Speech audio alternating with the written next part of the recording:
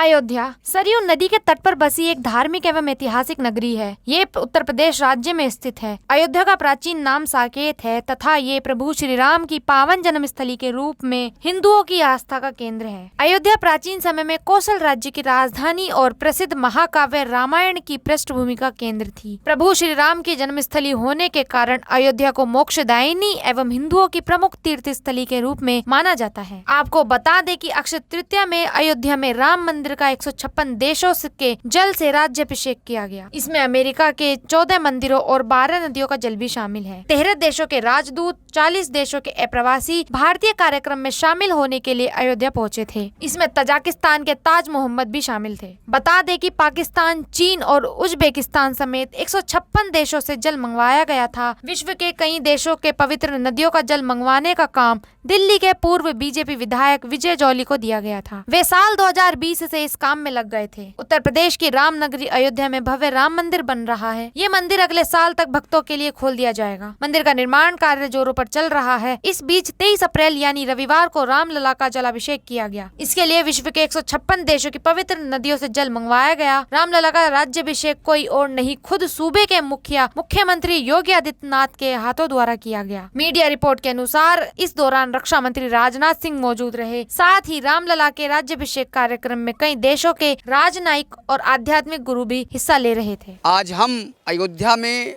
धर्म पथ पर खड़े हैं और 156 देशों का जल जो कि डॉक्टर विजय जौली के द्वारा पूरे वर्ल्ड से मंगाया गया है और उसी को समर्पित भगवान गर्भगृह में समर्पित करने के लिए पूरे देश से श्रद्धालु और भक्त आए हुए हैं, जो कि जल की लोटे लेकर के वहां समर्पित करेंगे। उन्हीं में से कुछ लोगों से मैं आज चर्चा करने जा रहा हूं। कैसा लग रहा आपको ये जल समर्पित करने में? कहाँ से आए आप लोग? मैं पवन बंसल अपने बच्चों के साथ, करीमा बंसल, अंकिता बंसल, सुनैना जी, इनके साथ दिल्ली से आया हूँ। और ये अक्षय तृतीया का बड़ा परम पवित्र दिवस होता है जिसमें सब देवता इकट्ठे होते हैं।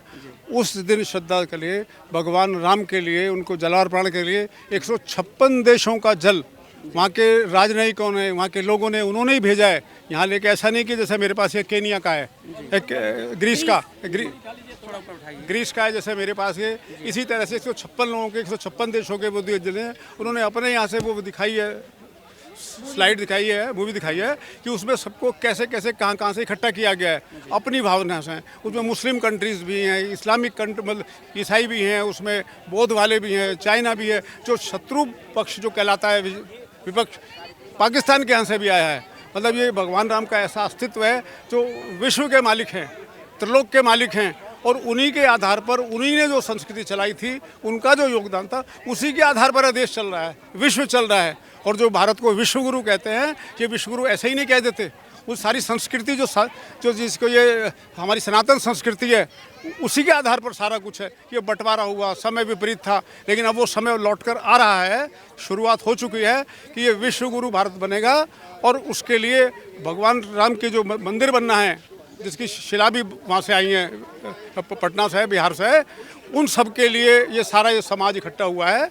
और उनके लिए हम चरणों में उनके ये जल अर्पण करने के लिए आए हैं। और मैं समझता हूँ कि मेरे जीवन का इससे बड़ा सौभाग्यशाली दिन कोई भी नहीं होगा कि भगवान राम के मंदिर के बनते समय, उनकी मूर्ति स्थापित हो समय, हम इस जल को अर्पण करने का सौभाग्य उन्होंने हमें दिया है।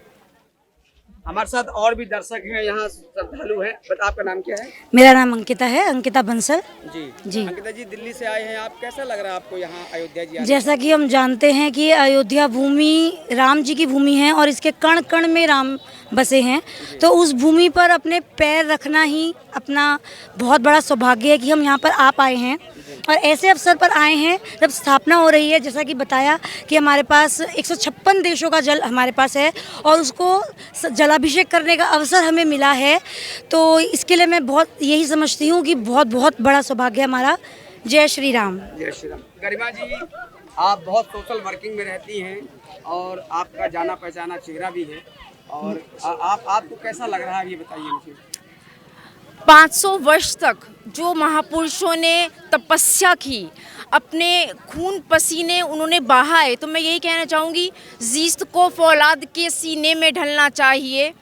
जिस तरह से भी हो ये मौसम बदलना चाहिए।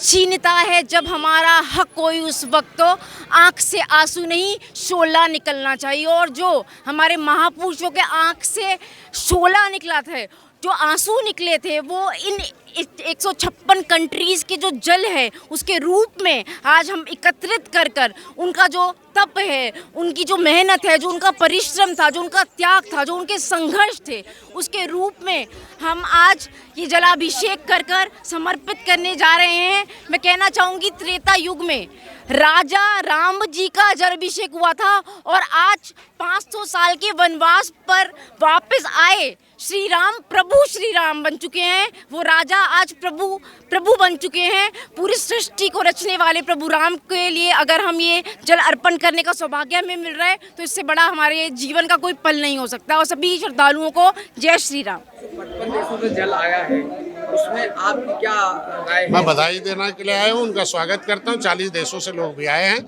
और विजय जोली जी और जो है डीके त्यागी जी जो है, इन लोगों ने सारे जो हमारे भारतीय मूल के लोग जो बाहर गए हुए हैं और इस भारतीय संस्कृति को प्रचार प्रसार में लगे, मैं उन्हें बधाई और धन्यवाद देता हूँ। हमारे बीच इस वक्त बीजेपी के पूर्व संगठन मंत्री रामलाल जी हैं।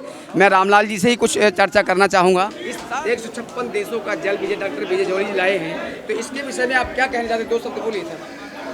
देखिए, इसका अर्थ यह है कि प्रभु राम केवल भारत में ही नहीं, दुनिया भर में जन जन के हृदय में वास करते हैं। और इसलिए राम मंदिर का निर्माण ये केवल राष्ट्र मंदिर नहीं, एक तरह से विश्व की आस्था का केंद्र बनना है।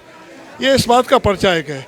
हम सबको बहुत प्रसन्नता है कि दुनिया के सभी देश प्रभु राम का नाम स्मरण करके अब जन कल्याण के लिए समर्पित होना चाहते हैं। बातें चल रही हैं, इस पे आप क्या कहेंगे? मैं तो समझता हूँ कि हमारी देश की फौज है वो लोगों की फौज है, लोगों की हिफाजत के लिए है और कॉन्स्टिट्यूशन ने उसका रोल जो दिया है उसके मुताबिक ही चल रही है और चलती रहेगी।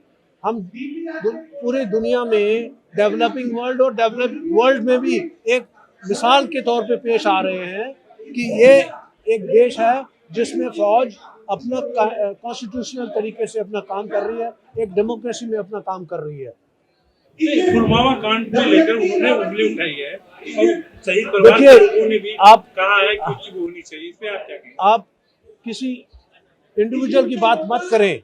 पूरे देश में हमारी फौज को सब धन्यवाद देते हैं और तारीफ करते हैं कि आप एक रोल मॉडल आर्म्ड फोर्सेस हो। और पाकिस्तान वाले भी बोलते हैं, हिंदुस्तान को देखो उनकी फौज किस तरह से अपना काम कर रही है। ट्रेन वाले रियलाइज करते हैं उनमें इतनी आज़ादी नहीं है जितना हमारे देश में है। हमारे सोल्जर को हम सिखाते हैं कि भगवान की दी हुई बुद्धि इसी जन्म में यूज़ करनी है। इसलिए हमारे जवान चीन के मुकाबले में अच्छा रिजल्ट निकालेंगे। कभी अगर चुनौती हुई तो चीन के दांत खट्टे कर देंगे। अगर आपके पास हो रहा है कुछ भी गलत या आपके पास है जनहित से जुड़ी खबर, तो आवाज़ उठाएं, वीडियो बनाएं, हम पहुंचाएंगे जिम्मेदारों तक आपकी आवाज़। उठाएं अपना फ़ोन, वीडियो बनाएं और हमें भेजें। हमारा नंबर है 8447819571। टीवी 100, उत्तर प्रदेश, उत्तराखंड, दिल्ली, मंदिर दर्शन, बॉलीवुड, हिमाचल प्रदेश, हरियाणा। फैक्ट और मोटिवेशन के लिए चैनल को लाइक करें, सब्सक्राइब करें और बेल आइकन को प्रेस करना ना भूलें।